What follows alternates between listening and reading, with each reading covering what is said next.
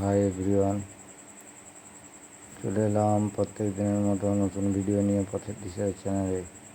সবাইকে আন্তরিক প্রীতি, শুভেচ্ছা, অভিনন্দন। আর বড়দের প্রণাম আর ছোটদের স্নেহ আর ভালোবাসা। আর আজকে নতুন টপিকটি শুরু করার আগে প্লিজ দাদাভাই যিনারা এখনও চ্যানেলটি সাবস্ক্রাইব করেননি, সাবস্ক্রাইব করবেন, পাশের বেল আইকনটিতে ক্লিক করবেন নতুন নতুন ভিডিও দেখার জন্য টপিকের উপরে, যেগুলো মানুষের দৈনন্দিন জীবনে চলার ক্ষেত্রে প্রযোজ্য ও অপ্রযোজ্য আপনারা বিচার করে কাজে লাগাতে পারলে কাজে লাগবে, আর মোটামুটি আপনাদের তো এই কারণে আমি চ্যানেলটিতে একটা নতুন ভিডিও শুরু করছি। আর আজকের টপিক হচ্ছে আশা প্রত্যাশা। তো একটা কথা রয়েছে, সবাই বলে আশায় বাঁচে চাষা, আশায় মরে চাষা। না, আমার মনে হয় আশায় বাঁচে চাষা।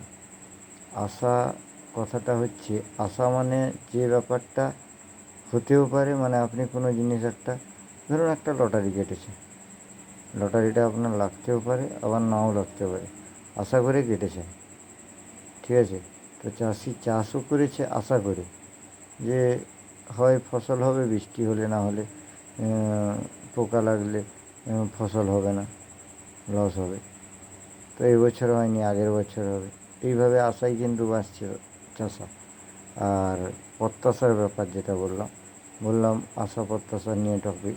প্রত্যাশা হচ্ছে আপনি কোনো একটা কাজ করতে যাচ্ছেন, বা কোনো ছেলের ক্ষেত্রে বলি যে আমার ছেলে বড় হয়ে ইঞ্জিনিয়ার হবে, এটা আপনার প্রত্যাশা।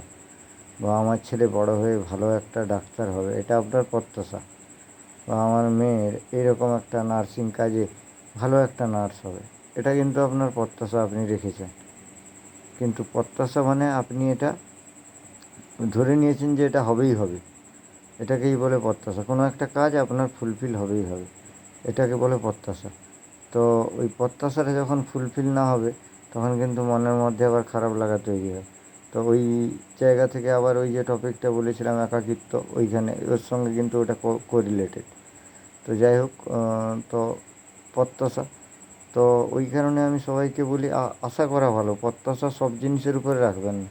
প্রত্যাশা ধরুন একটা স্ত্রী একটা স্বামীর কাছে প্রত্যাশা করে বসেছে, মানে ধরুন কোনো একটা ডেট ওয়াইজ, ম্যারেজ অ্যানিভার্সারি বা ওর বার্থডে, কোনো একটা ডেট ওয়াইজ ও তার স্বামীকে বলে রেখেছে আমি একটা ভালো শাড়ি নিব বা ভালো গয়না নিব। ও কিন্তু ওটা স্বামীর উপরে প্রত্যাশাই রেখেছে, তো ওই জায়গা থেকে ওর স্বামী দিতে পারেনি।